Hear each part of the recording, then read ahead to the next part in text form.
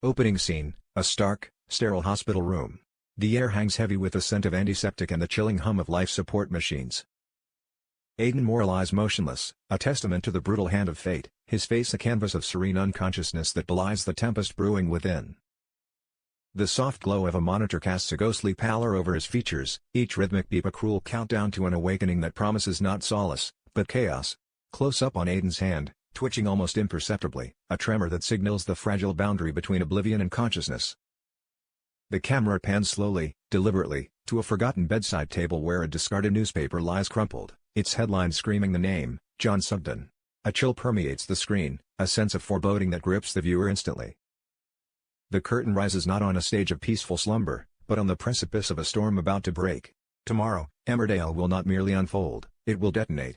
The seemingly tranquil confines of a hospital room, a sanctuary of healing, are about to become the epicenter of a truth so devastating, it threatens to shatter the very foundations of the village. Aidan Moore, the man whose existence has been a silent echo in a dramatic cacophony of John Sugden's desperate flight, is poised on the brink. Not of recovery, but of revelation. His awakening will not be a gentle dawn, but a seismic shift, an earth-shattering tremor that will unearth a past better left buried and illuminate the treacherous path of a man driven to the brink.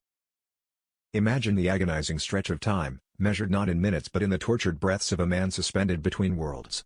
Aidan, a soldier scarred not only by the physical wounds of war but by the psychological betrayal of a former love, has been trapped in a self-imposed purgatory.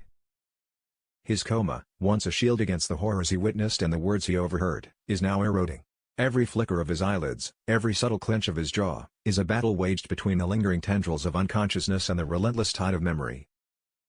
The doctors, baffled by his sudden, inexplicable deterioration after the whisper of John's murderous intent, attributed it to a cardiac event.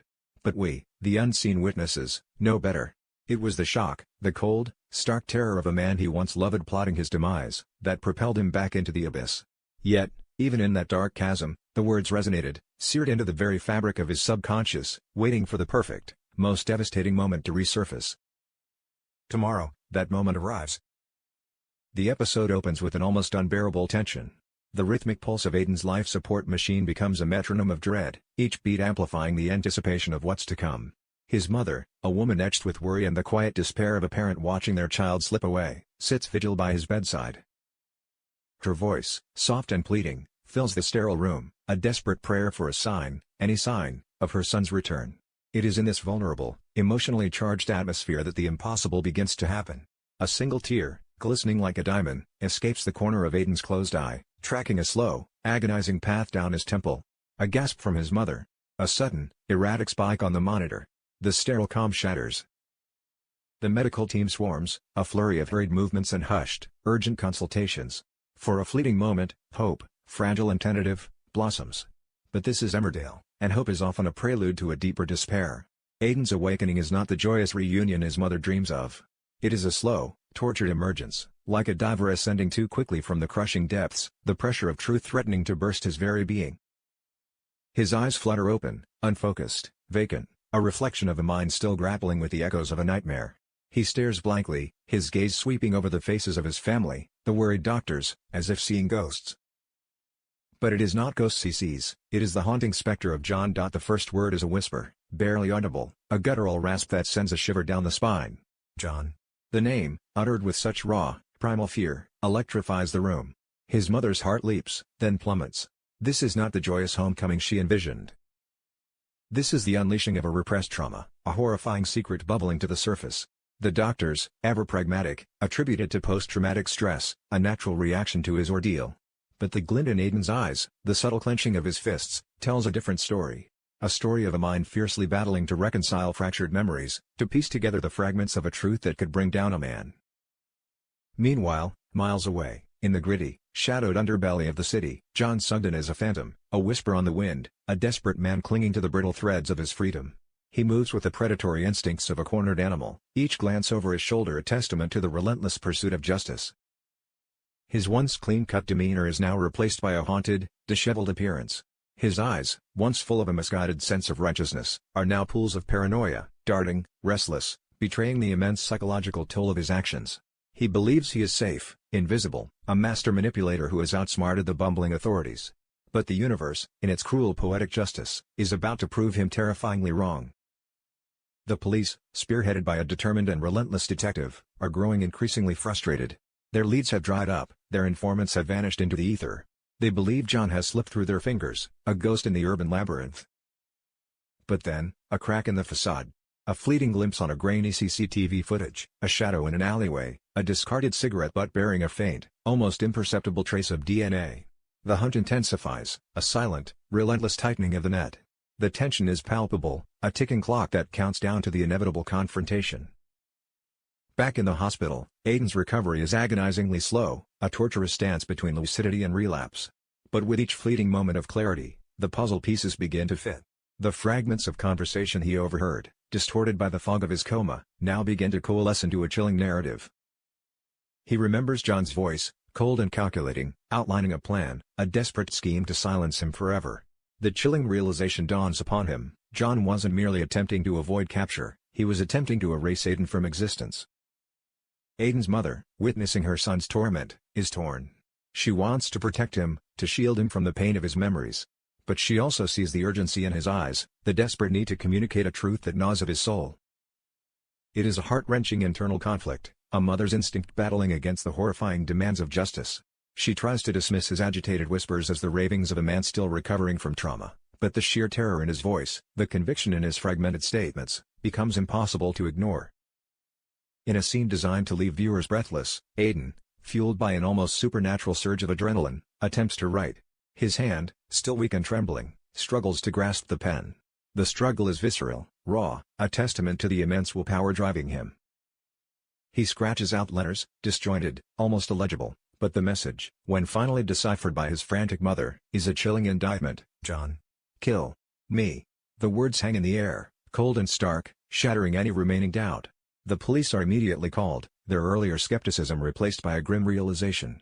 Aiden Moore is not just a victim, he is the key witness, the one person who can finally bring John Sugden's reign of terror to an end. But the plot thickens, weaving a tangled web of deceit and desperation. John, sensing the tightening noose, resorts to increasingly desperate measures. He contacts an old associate, a shadowy figure from his past, a man with a reputation for getting things done, no questions asked. This new character, a ruthless and enigmatic individual with a chillingly calm demeanor, is introduced with a sinister gravitas. He operates in the morally ambiguous fringes of society, a master of dark arts, his presence an immediate harbinger of danger. Their meeting is clandestine, in a desolate, abandoned warehouse, lit only by the flickering glow of a bare bulb. The dialogue is terse, coded, but the intent is clear: John wants Aiden silenced, permanently. The police, now fully convinced of Aiden's testimony, initiate a full-scale manhunt. Emmerdale transforms into a dense, volatile landscape, with uniformed officers swarming every corner, their presence a stark reminder of the looming threat. The village residents, once oblivious, are now gripped by a collective fear.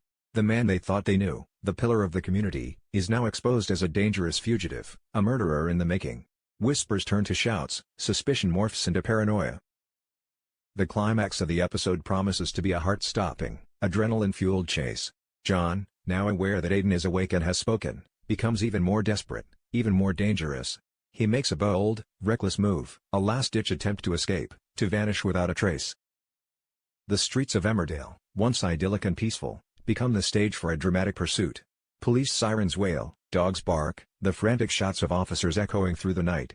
The camera work during this sequence will be raw, shaky, mirroring the chaos and panic of the moment. Every narrow alleyway, every hidden corner, becomes a potential trap, a desperate hiding spot. But the true genius of tomorrow's episode lies not just in the chase, but in the psychological battle playing out simultaneously. Aiden, despite his physical fragility, is fighting his own war. He knows he is a target, a living testament to John's depravity. The fear is palpable, but it is tempered by a fierce resolve. He is no longer just a victim, he is a survivor, a witness, and a crucial player in his own redemption. He remembers John's face, twisted with malice, the coldness in his eyes as he plotted. These images, once dramatic, now fuel his determination. In a moment of breathtaking suspense, John, cornered and desperate, makes a choice that will forever haunt the residents of Emmerdale. He knows he cannot escape indefinitely. He sees the flashing lights, hears the relentless approach of the police. In a final, audacious act of defiance, he heads towards the hospital. His intent is chillingly clear: to finish what he started, to silence Aiden forever before he can fully implicate him. The audacity of his plan, the sheer audacity of walking into the lion's den, will leave viewers gasping. The final scenes of the episode will be a masterclass in tension. The hospital, once a sanctuary, transforms into a terrifying battleground. The police, forewarned by Aiden's mother about John's possible target, are already there, setting up a perimeter. But John, driven by a desperate, almost suicidal rage, finds a way in, a hidden entrance, a moment of vulnerability in the hospital's security. The camera follows him, a chilling POV shot, as he stalks through the dimly lit corridors, his shadow elongated and menacing.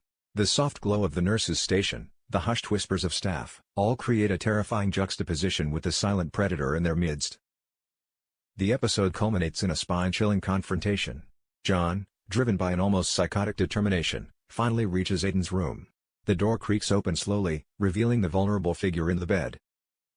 Aiden, sensing the presence, his eyes wide with a mixture of fear and defiance, stares directly at John. The silence in the room is deafening, broken only by the frantic beeping of Aiden's heart monitor, now reflecting the terror gripping him. John's face, contorted with a mask of desperation and a twisted sense of betrayal, looms over Aiden. His hand, trembling with a dark resolve, reaches out. This episode is not just a continuation, it is an escalation. It delves deep into the psychological torment of a man on the run and the terrifying resilience of a victim fighting for his voice. It promises twists and turns that will redefine loyalty and expose the darkest corners of the human psyche. The stakes have never been higher, the danger never more immediate. Prepare yourselves, for tomorrow, Emmerdale will reveal a truth so profound, it will forever alter the lives of its inhabitants. The whispers of the wounded are about to become a roaring storm.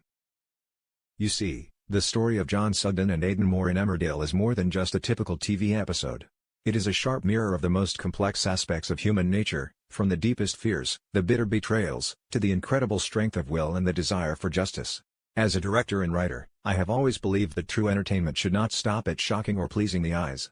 It should touch the heart, provoke thoughts and leave a meaningful aftertaste. Let's analyze a little bit about what we have just witnessed. First, about John Sugden, a character who initially appears to be a pillar of the community, but who falls deeper into a spiral of guilt. This teaches us an important lesson: appearances can be deceiving. Behind the perfect facade, everyone has dark corners, secrets and wrong choices that can lead to terrible consequences. John's story is a warning about the dangers of greed, selfishness and especially the lack of conscience. When a person is willing to trample on others to protect personal interests, they are digging their own grave. Aiden's awakening is not only a physical awakening, but also an awakening of conscience, something that John tried to extinguish. This affirms that, no matter how well hidden, the truth will one day be revealed. Next, let's talk about Aiden Moore, our silent hero.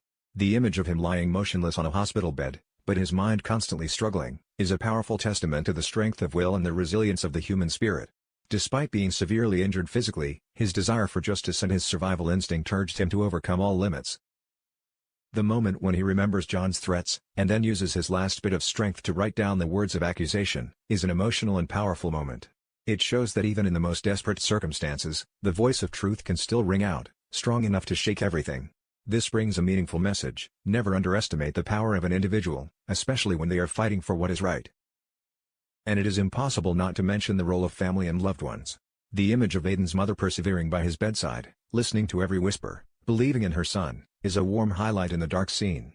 That love and trust is not only a source of motivation for Aiden, but also a key factor in helping the truth to be revealed. In life, sometimes we need such lighthouses to light the way, to keep the faith when everything becomes dim. Finally, in terms of entertainment, this episode has fully exploited the elements of suspense and drama. From the descriptions of John's inner turmoil, the suspense when Aiden gradually regains consciousness, to the breathtaking chase and the climax confrontation at the hospital, all are meticulously built, making the audience unable to take their eyes off the screen. Adding fictional details, such as Aiden's supernatural survival instinct or John's mysterious contact, not only increases the appeal but also enhances the shock factor, keeping viewers hooked until the last minute. This is a typical example showing that the art of storytelling can weave unimaginable situations to convey real messages about morality, justice and humanity. So, after all the emotions and heart-stopping moments, we not only have a top-notch entertainment episode but also have profound thoughts about human nature and life values. John and Aiden's story reminds us that our actions have consequences, and no matter how hard we try to cover it up, the truth will find its way to the light. And sometimes, the hero is not the strongest person, but the one who has the courage to speak up, even when on the thin line between life and death. Let's wait and see Will the line of justice really shine, or will this twist of fate drag Emmerdale even deeper into the darkness of secrets and revenge? Only time will tell, but one thing is for sure, the echo of conscience will never die.